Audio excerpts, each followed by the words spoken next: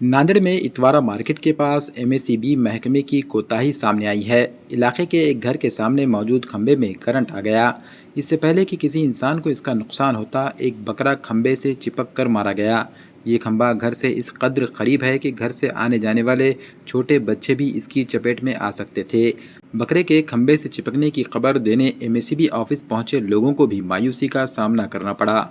वंचित बहुजन आघाड़ी के जिम्मेदार अतीक अहमद और उनकी टीम और समाजी कारकुन संजय जोंधड़े मौके पर पहुंचे, जिसके बाद इलाके से बिजली बंद की गई और खंबे को महफूज बनाया गया। लेकिन महकमे की इस नाअहली और काम चोरी पर मकामी लोग बरहम नजर आए।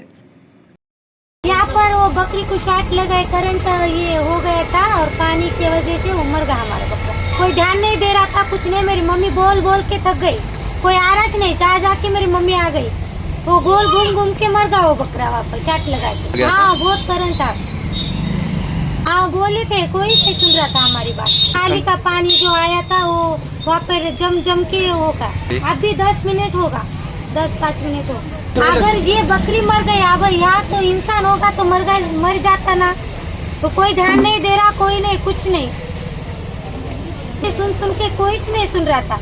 जाके वो ऑफिस में तो मेरी मम्मी गई, अब वो 10,000 की थी, बकरा था वो। शर्म की बात है, आज एक बेजुबान जानवर आज शॉट लग के मर गया। ये बोल नहीं सकता। आज इसकी जगह कोई इंसान का बच्चा होता तो कैसा होता। ये जो एमएसईबी डिपार्ट जो है एकदम नाकारा बेकार है। आज ये लोगों ने बार बार ये अभी कहा भाई ने कि हमने फोन किया, और ये जो एमएसईबी के जो कर्मचारी कभी किसी का फोन नहीं उठाते। मैं खुद भी थोड़ी देर पहले मैंने कॉल किया था कि गाड़ी पूरे में पानी आ रहा, लाइट चालू करो बोल के। वो आए नहीं अभी तक। मैं खुद जाके एमएसईबी का वायर लगाया और लाइट चालू करा वहाँ की। और अभी जो यहाँ पे जो बकरी जो मरी, इनका जो नुकसान हुआ 12 से 15 हजार रुपए का बकरा है वो। ये जो पूरी जो जिम्मेदारी है यहाँ के एमएसईबी डिपार्ट की है, इनके ऊपर एक कार्रवाई होना चाहिए। एमएसईबी डिपार्ट जो है एकदम बेकार, और मैं बोल नहीं सकता उसके बारे में, इतने कमजोर लोग है ये।